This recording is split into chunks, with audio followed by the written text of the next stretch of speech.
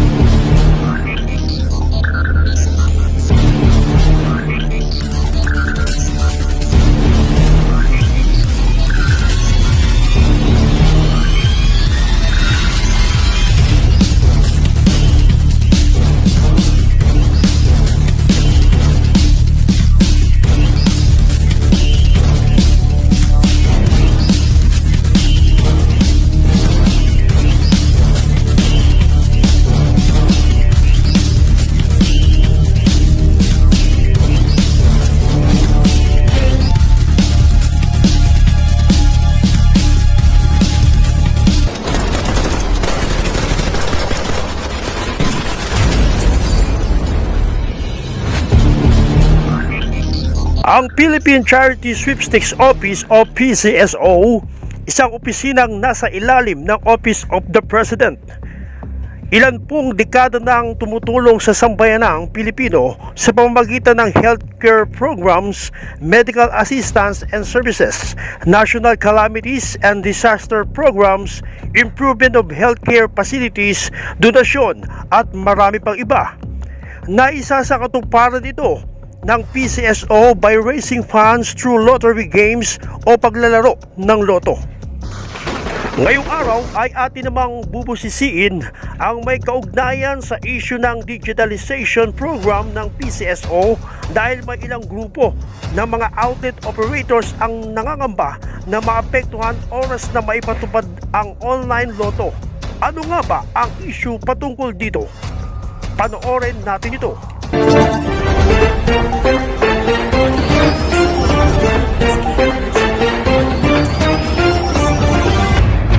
Samahan ng Lotto Operator sa Pilipinas na nawagang idaan muna sa public hearing ang planong gawing digitize ang loto sa bansa. Nangangamba ang Samahan ng mga Lotto Operator sa Pilipinas sa epektong idudulot ng planong pagpapatupad ng digitized loto sa bansa. Sinabi kasi ni PCSO General Manager Mel Robles na oras na maging digitize ang loto, mas magiging madali at accessible ang pagtaya dito ng publiko sa pamamagitan ng app-based na magpapataas ng revenue collections. Ngunit ayon sa Philippine Online Lottery Agents Association, dapat na magkaroon muna ng public hearing upang marinig ang kanilang panig na maaapektuhan sa proyektong ito ng PCSO. Yung na po, hindi naman po namin kinakalaban ng PCSO, pamunuan ng PCSO sa hapangin nila na i-digitalize ng loto. Kami po ay umaapil na sa kanila na pagkaroon pa ng type of consideration na pag-aralan itong kanilang plano na pag-digitalize. Kasi po pag ito po ay natuloy at hindi naman po maayos na plano ng iayos, maraming maapektuhan. Mga lotto agents, mga tellers, mga pamilya namin, pamilya nila, maging mga ibang taong may kinabang at nagkakaroon ng kabuhayan sa loob. Pangamba ng grupo, malamang na alisin na ang mga loto outlet oras na maging digitize ang loto na tiyak na malalagay sa peligro ang kabuhayan ng kanilang pamilya. Ngayon po ang loto sa buong Pilipinas ay nasa 8,500 lotto agents po. So pagka po ito ay naging online na, magiging irrelevant na po ang lotto outlet sa Pilipinas. Nanganganib po ito na maisarap. Nagsumiti na rin ang grupo ng kanilang apela sa Senado at Kamara upang marinig ang kanilang panig. Sa ngayon po, aming presidente, si President Heavenly Martin Javier, ay nagpunta na po sa lahat ng senador at ibang mga kongresista. Nagpa-receive kami ng letters na umaapil na sa kanila na kami tulungan para mapakinggan po ang plano ng PCSO na i-online. Naniniwala po ako na ang pagpapa-online ng loto ay nakaka-generate. Hindi po ito makaka-generate ng mas malaking kita. But first, lalo po natin, lalo po yung magkakaroon ng problema. Uya, Marami na po mga online na loto na nagkalat dyan. Paano nyo na ngayon i-differentiate yung legal sa illegal? Hindi po yun ganong kadalik na sila ang tabayaan ng tao. Pangalawa po, karamihan po sa mga mananaya namin ay hindi naman po mga tech savvy. At karamihan dyan wala mga smartphone. Kaya napakahirap po talaga na sabihin na ito po ay magdadala pa ng mas maraming kita sa PCS. Kung hindi po ito, malabo po ito mangyari. Sa House Bill 4825 na una nang inihain ni Cagayan de Oro Representative Rufus Rodriguez, ipinagbabawal ang online betting para sa loto at iba pang instant paper games dahil sa mahihikayat nito ang mga kabataan na tumaya sa loto gamit ang kanilang mobile phones. Maging si 6th District Representative Benny Abante ay tutol na ilagay sa online ang paglalaro ng loto dahil sa epekto nito sa mga kabataan. Naniniwala rin si human rights lawyer and former dean of Ateneo de Manila University's School of Government Antonio Gabriel Laviña na malaki ang moral impacts ng online betting sa pamilyang Pilipino at mga kabataan. Ang panalangin ng mga loto agent na huwag naman sanang i-phase out ang kanilang outlet dahil kakarampot na nga lamang ang kanilang kinikita, mawawalan pa sila ng kabuhayan para sa kanilang mga mahal sa buhay.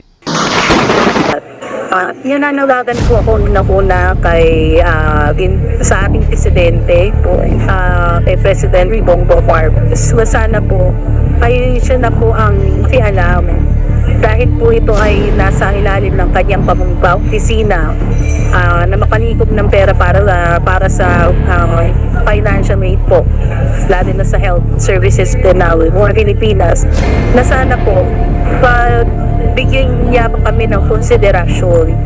Mas ano ba yung mas mabuting dulot nito or mas maraming masamang dulot pagpapakonday ng at maging kay Ginoong Robles na siyang general manager ngayon ng PISA. Napakinggan kami.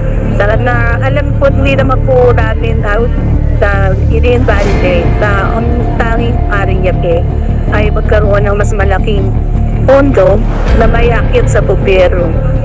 Kailangan po yung pag-isipang worthy.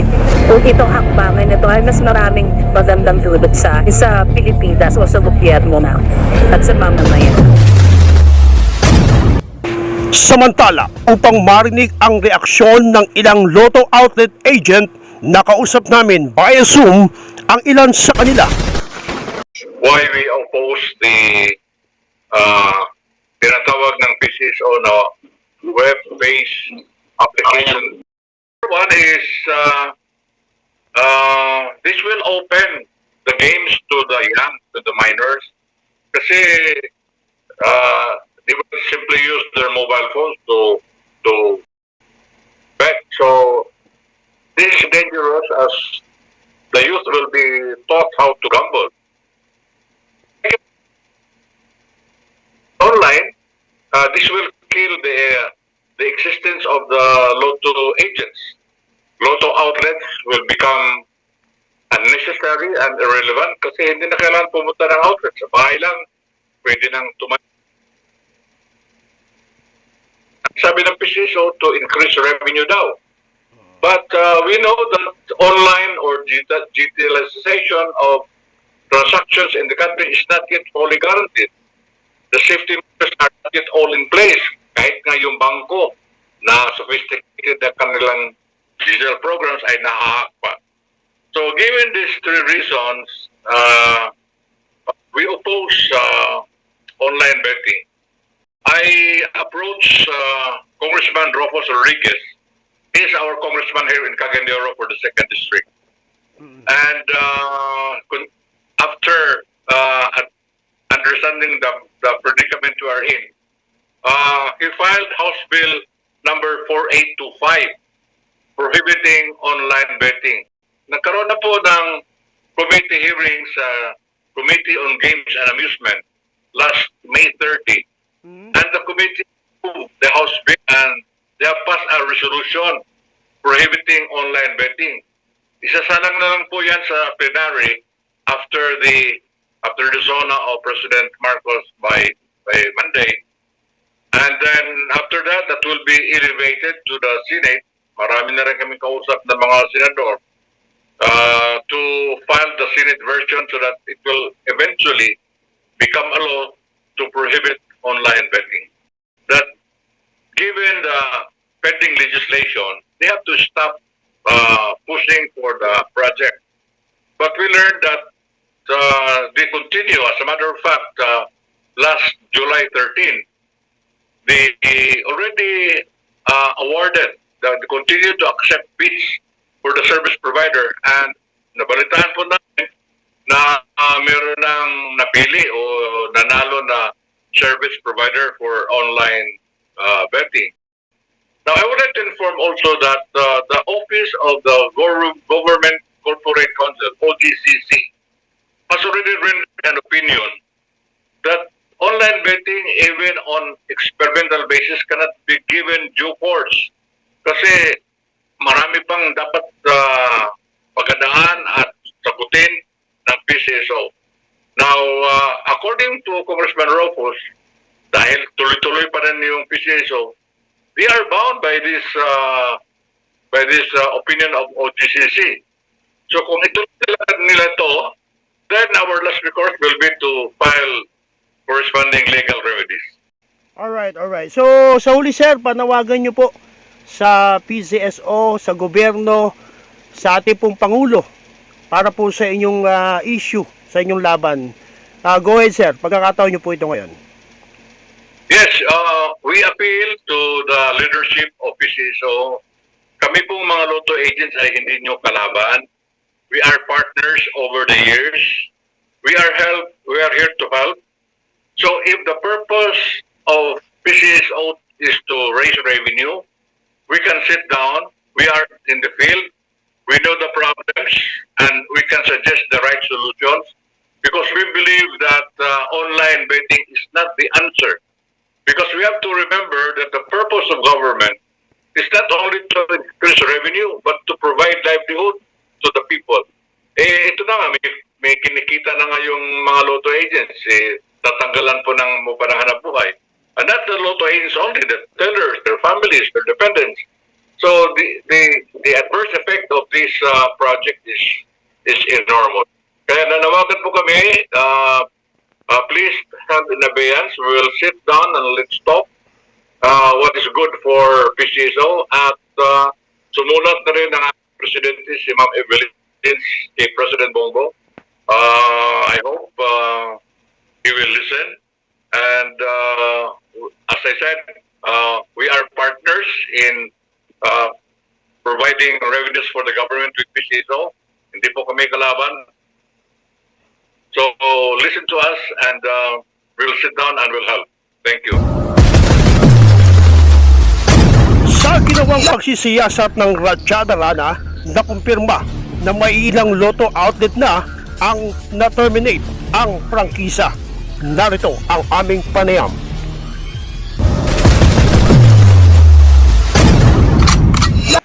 Yes sir, actually po, being an agent po ng PCSO, napakalaking tulong po sa akin. To, kasi additional source of income po, tapos nakatulong talaga siya for me, sa family ko, at saka sa mga kapatid ko po. Marami pong natulungan of course kasi I'm an agent for more than 10 years. Nakakapag-extend po din ako ng trabaho. Problema, ano po yung problema na kinakaharap nyo ngayon? Kwento nyo po sa amin. Kasi po regarding po kasi dito sa letter na sinend po nila, regarding po ito sa termination of being an operator of the Lotto machine. So, binigyan po kami ng termination letter po from PCSO. Signed po ito ng General Manager ng Branch Operation Sector na si Mr. Gaboyo po. Ano daw po ang grounds bakit kayo na-terminate? Sabi po kasi dito, based on their evaluation, the cost incurred po daw ng procurement of the maintenance of the terminal is not commensurate daw with the average sales performance outlet. So, ibig sabihin, humina o nag-drop po yung sales namin or nag-drop po yung sales ko. Yung sales. Actually, marami din po kaming nag-drop talaga ang sales namin. So, siguro isa yan siya sa cost po o kaya factor bakit nagda-down yung sales namin. Kasi of course, before kasi hindi kami marami. So, ngayon, nagiging marami na kami. So, of course, nagdi-divide yung aming customer. At para ding may mga online betting po, online games. So, marami din rin sigurong nagpupunta doon sa online. So, kaya hindi na sila nakapagpunta siguro doon sa outlet namin. So, siguro isa din yun sa factor bakit nagda-down yung aming sales activity. Kaya nga we're so sad. Kasi wala kaming talagang alam bakit ito humantong sa ganito. Kasi hindi po kami na-inform. Wala pong prior notice. Wala din pong prior information kung meron ma-date ang PCSO as far as sales COPA is concerned. Kaya nga kami, na-shock na lang po ako personally kasi nung na-receive ko yung letter, automatic, the following day, wala na. Terminate na yung machine. Okay. So, ibig sabihin, effective siya, terminate siya. Hindi ba kayo pinasagot, pinagpaliwanag na kung bakit humina ang sales niyo para nagkaroon muna ng konting investigasyon? Wala, sir. Hindi kami binigyan ng time na ma-hear yung aming side. So, lahat kami po ng agent dito ng Iligan City na affected, hindi namin alam na magkakaroon ng termination po. Actually po, sa pagkakaalam ko po, 5 or 6 po kaming naka-receive na o na-terminate. Sabi nung aming, during the meeting kasi may agents association din kami dito, mga 16 daw. Ooh. Yung nasa list na about to terminate. Yan lang yun po kasi yung masaklap kasi hindi namin makausap yung PCSO in charge dito. Kasi mayroon sana kaming mga clarification kung bakit humantong sa mga ganitong pangyayari. Kaso wala, sir. They are not available. They are very busy daw na hindi nila kami mabigyan ng time. Alright. Ma'am, ngayon, ano po ang gusto ninyong mangyari? Go ahead po. Sir, sana po maibalik sa amin yung franchise. Kasi po, para sa akin lang po, hindi naman namin kasalanan kung nagiging mahina po yung sales. Wala naman po kaming kasalanan doon. Nag-aas lang po kami o sana matulungan ng nasa taas na maibalik po yung aming franchise. Kasi yan lang po kasi yung isa sa inaasahan namin. Of course po, sa survival po kasi tayo ngayon, sir. So, yan lang po kasi yung isa sa aming inaasahan para makasurvive din naman po kami. Pagkakataon niyo, ma'am, manawagan sa pamunuan ng PCSO, sa kinaukulan at kung maaari sa Presidente PBBM, nang sa ganun, Yes po. makaabot sa kanila yung inyo pong problema at hinaing. Go ahead po.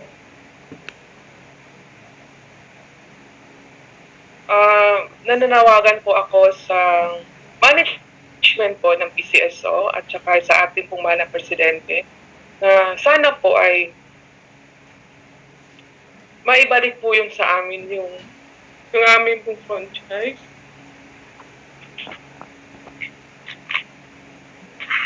Sorry, sir, ha?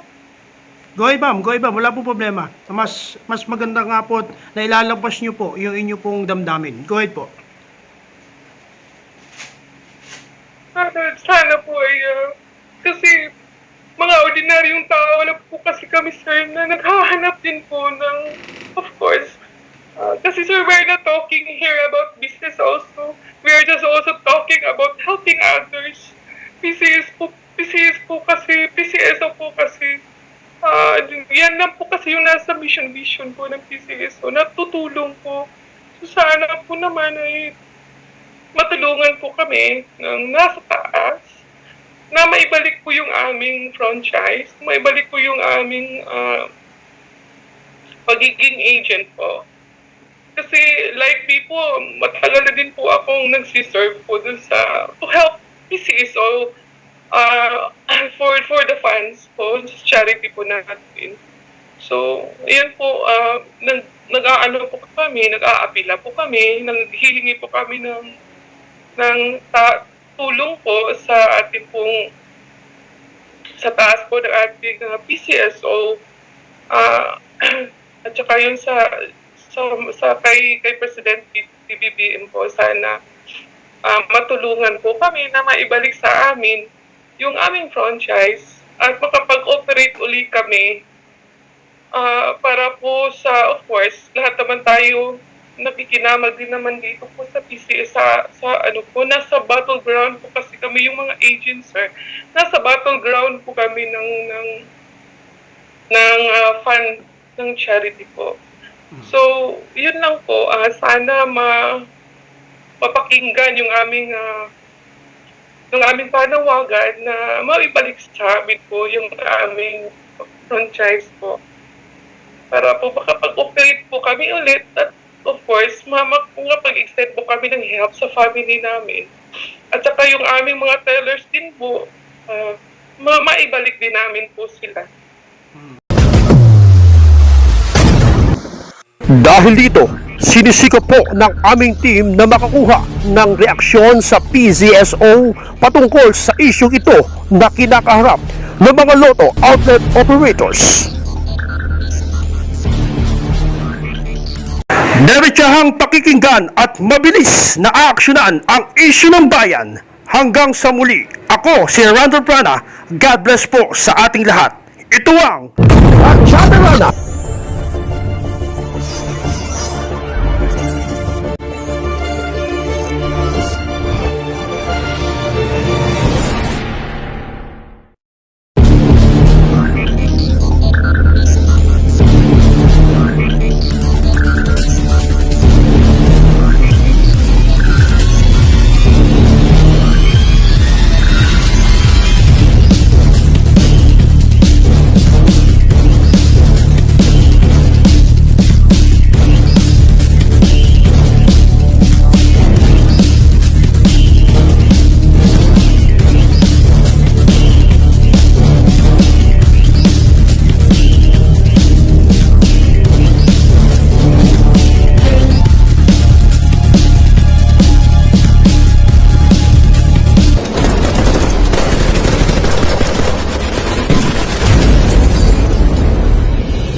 Ang programang ito ay hatid sa inyo ng Pamor Fried Chicken, Manong Seafoods and Grill na matatagpuan sa Tagum City, El Suite Hotel of General Santos City.